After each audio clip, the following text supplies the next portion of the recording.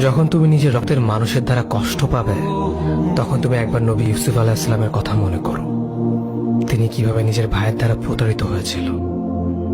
যখন তোমার বাবা মা না বুঝে তোমার বিরুদ্ধাচরণ করে, তখন নবী ইব্রাহিম আলাইহিস সালামের কথা মনে করো। তার বাবা তাকে আগুনে নিক্ষেপ করায় ভূমিকা রেখেছিল।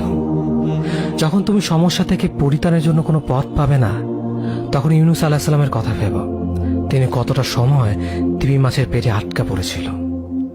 যখন তোমার নামে কেউ মিথ্যা অপবাদ ছড়িয়ে দেবে, তখন মা আয়েশা রাদিয়াল্লাহু আনহার কথা মনে করো। তার নামে পুরো শহর জুড়ে কুৎসা রচনা করা হয়েছিল।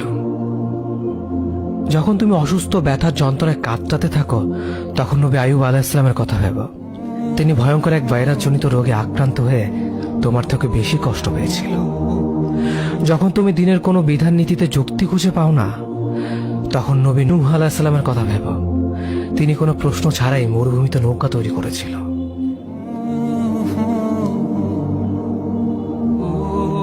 যখন তুমি আত্মীয়স্বজন, পরিবার, বন্ধু বান্ধবের কাছে হাসির পাত্রে পরিণত হও, তখন তুমি শেষ নবী হযরত মুহাম্মদ সাল্লাল্লাহু আলাইহি ওয়াসাল্লামের কথা ভেবো। রাসূল সাল্লাল্লাহু আলাইহি ওয়াসাল্লাম বলেছিলেন, সবচেয়ে বড় পরীক্ষা দিয়ে সব থেকে বড় পুরস্কার আসে। যখন আল্লাহ কাউকে ভালোবাসেন, তখন তাকে পরীক্ষা করেন, এবং যে এই পরীক্ষাগুলো মেনে নেয়, সে আল্লাহর সন্তুষ্টি অর্জন করে। আর যে অভিযোগ করে, সে তার ক্রোধের পাত্র হয়। হে আল্লাহ, তোমার কথা মনে করা, তোমার প্রতি কৃতজ্ঞ হওয়ার এবং তোমার ইবাদত করার তৌফিক আমাদের দান করো।